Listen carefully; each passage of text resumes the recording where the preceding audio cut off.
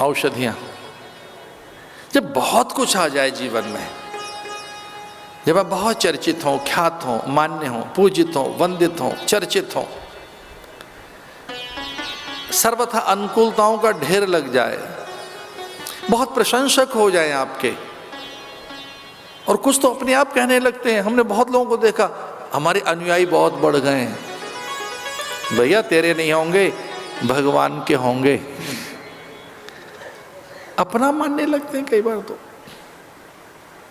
हमने बहुत से लोग देखे जो कहते हैं आजकल हमारे बहुत फॉलोअर्स हो गए, बहुत अनुयायी हो गए। आपके नहीं है, आप में भगवान का कोई एक गुण जग गया होगा, इस कारण आपके आसपास दिखाई दे रहे हैं नहीं आपके। कि जो हमें प्रणाम करते हैं लोग, वो हमको नहीं करते। आचार्य परंपरा को, गुरु परंपरा को, अस्मद आचार्य पर्यंतम वंदे गुरु परंपराम। हम गुरु बन के कहें हम गुरु हैं, हम श्रेष्ठ हैं, जयी हैं, बड़े हैं, महान हैं। और जिस दिन आदमी को ये ध्यान में आ जाए, जिस दिन व्यक्ति को ये पता लगने लगे कि आई एम लिटिल बेटर, थोड़ा अच्छा हूं, बस भैया काउंट डाउन, फिर उल्टी गिनती शुरू। ये मत कहना कि मैं बहुत अच्छा हो गया, मत कहना, ये मत बोलना। जो प्रणाम है वो भगवा को है, सन्यास को है, यति परंपरा को है, आचार्य को है, बैठे भीतर वैराग्य को है, वो प्रतीक को है, बिंब को है, वो आदर्शों को है, हमको नहीं है, वो हमें नहीं। जब बहुत सी चीजें आपके पास आ जाएं तो वो किसी और गुण के कारण आई हैं। इतनी अनुकूलताएं आ गई। उसी समय वारुणी निकली। वारुणी कहते हैं मदिरा को। समुद्र में जो 14 रत्न निकले उसमें एक ये मदिरा भी निकली, मद्य निकला।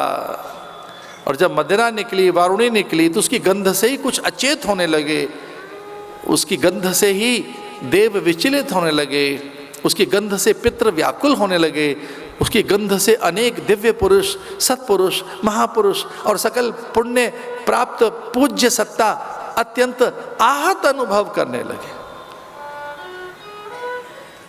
वो मान्य नहीं था देव पुरुषों को, यम वरुण कुबेर आदि जो पूज्य पुरुष, सत्पुरुष, दिव्य पुरुष, वे सप्तऋषि हिमालय से निकल गिरी कंदराओं से आए ऋषि मुनि सबके सब व्याकुल होने लगे। ये क्या है, ये अत्यंत दुर्गंधपूर्ण और अचेत करने वाला ये द्रव्य निकला है, ये मदिरा जो सहसा संबंधों की अपवित्रता पैदा करती है, जो शील संयम को छीनती है, जो विवेक पर प्रहार करती है, प्राण और तन में असंगति पैदा करती है। तो बेचारे कुछ हिलते डुलते और गिरते पड़ते से दिखाई दें लोग, तो वो स्वाभाविक है। उसे पीने के बाद प्राण और तन की, शरीर और मन की, इंद्रियों की असंगति तो हो ही जाती है। तो जो असंगति पैदा करे, प्राण में दौर्बल्यता पैदा करे, जो विवेक पर प्रहार करे, चिंतन में अशुद्धता लाए, वैचारिक अपवित्रता लाए, भाव में अधमता लाए और संबंधों के पवित्र और शील को भी जो खंडित करती है, ऐसी वस्तु मान्य नहीं है हमें। देवता और पितृ पलायन कर गए। ये बात मैं इसलिए बता रहा था, मुझे क्षमा कर देना। अगर घर में कुछ इस तरह से हो रहा है तो पैसा पाई तो रहेगा, लक्ष्मी जी चली जाएंगी, देवता किनारा कर जाएंगे, पितृ निकल जाएंगे, वो पलायन कर जाते हैं। पितरों को मान्य नहीं है, देवताओं को मान्य नहीं है, ये उसकी गंध मान्य नहीं है। देवताओं को तो फूलों की, अक्षत की, केसर की गंध मान्य है, उन्हें तो यज्ञ धूम्र मान्य है। घर में यज्ञ का धुआं जब ऐसे शाकल्य और चुरु के द्वारा, वेद मंत्रों के द्वारा जब आप यज्ञ कर रहे होते हैं, उस धूम्र के आकर्षण में उन आहुतियों से जब अग्नि का मुख खुलता है, तब देव रीझने लगते हैं। तो देवताओं को तो धोने का धुआं, धूनी का धुआं अथवा यज्ञ धूम्र और पुष्प फल फूल अथवा आपकी भावना अथवा आपकी निष्कामता प्रिय है। देव पलायन कर जाते हैं, लेकिन दैत्यों ने उसे स्वीकार कर लिया। और तभी वो दैत्य भी हो गए, पशुवत व्यवहार हो गया उनका, पशुता आ गई, जड़ता आ गई, पैशाचिकता आ गई। वो कभी भी धोखा दे सकते हैं। इसलिए बृहस्पतिवार, नमूची, पुलोमा, बलि आदि सब मदिरा पीकर और मदोन्मत्त हो गए। बस वही समय था अमृत के निकलने का, कि बस अमृत आने को है और ये अचेत हो गए। अमृत आने को है, इनकी विचार शक्ति का ह्रास हो गया। अब ये चयन नहीं कर पा रहे हैं, अब ये निर्णय नहीं कर पा रहे हैं, अब ये स्वतंत्र चेता नहीं है। कभी कभी कुछ चीज़ों का अध्यास, अभ्यास, व्यसन हमारी स्वतंत्र चेता व्यक्तित्व पर प्रहार करते हैं। आप ठीक ढंग से सोच नहीं पाते, तो व्यसनों के अधीन न रहें। व्यसन आपके भीतर मानसिक दौर्बल्यता पैदा करते हैं, ऐन्द्रिक अधीनता पैदा करती है, आपके सृजन को खंडित करती है, आप स्वतंत्र चेता नहीं रहते। और ये आजकल के गैजेट्स भी मुझे लगता है कुछ ऐसे ही कर रहे हैं, और इनको भी बहुत नज़दीक से मैंने देख लिया, समझ लिया कि हैं क्या ये। इनमें तो जो कुछ डाला गया वो गूगल में होते बता रहे हैं। ठीक है, अच्छी चीज़ है, लेकिन जो स्वतंत्र चिंतन है, जो एक अभिव्यक्ति आपकी स्वतंत्र हो, एक अन्वेषण आपकी, एक गवेषणा आपकी, एक शोध आपकी, एक आप स्वयं आत्म जागृत होकर एक अपनी दृष्टि से कोई एक चीज अनुभव करें जो नूतन हो, अभिनव हो, अकल्पनीय हो, अविश्वसनीय हो, अत्यंत मोहक हो, और उसमें एक अभिनव रूप प्रकट कर सकें आप, एक नूतनता।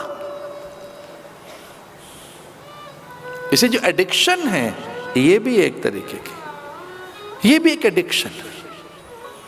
समूची दिशाओं को आलोकित करते हुए जब लक्ष्मी जी निकली, तब तक तो अचेत हो चुके थे, ये मूर्छित हो चुके थे, ये अध्यस्त हो गए, देह अध्यस्त। इसे लक्ष्मी के केवल सौंदर्य को देख रहे हैं, उसकी मूल सत्ता, उसकी मूल प्रकृति, उसका आधार्य, उसकी भीतर की करुणा, उसके मातृत्व से ये प्राय वंचित हो गए। प्राय जड़ व्यक्ति रूप ही देखता है, जिसके पास विचार नहीं होता, भावनाएं नहीं है, जो सत्य से परिचित नहीं है, विवेक ख्याति जिसमें नहीं है, निश्चय नहीं है जिसमें, जिसमें ज्ञान जगा नहीं है।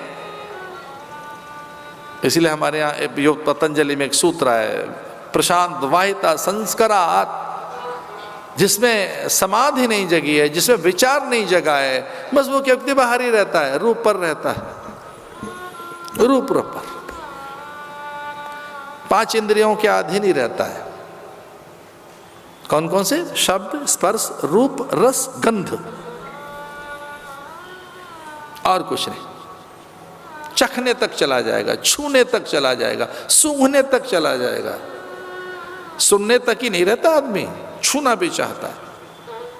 जैसे सुंदर आम आया है, ऐसे आवाज लगाएं, वो फेरी वाले, फड़ी वाले, वो जो हॉकर्स हैं, जो ठेले पे फल लेकर बेच रहे हैं, वो आवाज लगाते हैं, फल ले लो, मीठा आम आया है। सुन लिया मीठा है, देख लिया खिड़की में से मीठा सा है, सुंदर सा है, लेकिन एक बार छू कर देख लें।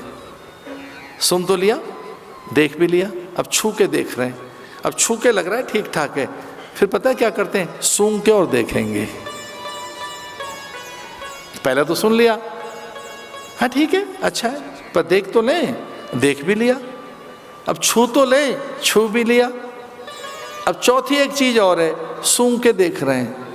अब चूंकि लेना है तो क्या करें? उसे कहते हैं जरा चख के और देख लें, थोड़ा सा चख और लें, चख ले भैया। वो बहुत कॉन्फिडेंट है, वो कहता है ये तो अच्छे वाले हैं, चख लो। ऐन्द्रिक अधीनता इतनी है हम में,